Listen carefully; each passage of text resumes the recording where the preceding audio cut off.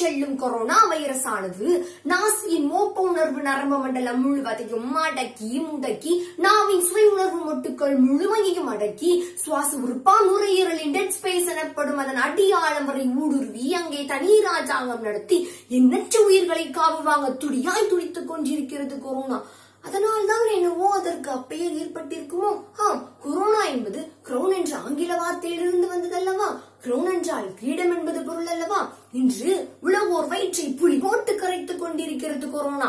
இதன் பரவல் வீதத்தை உலக சுகாதார நிறுவனம் 3 நிலைகளாக பிரித்துள்ளன. நல்ல உடல் திடகாத்திரம் உள்ள 80% மக்கள் முதல் நிலையினர். இவர்களுக்கு தலைவலி, தலை சுற்று, வாந்தி, நிமோனியா ஆகியவை ஏற்படுகிறது.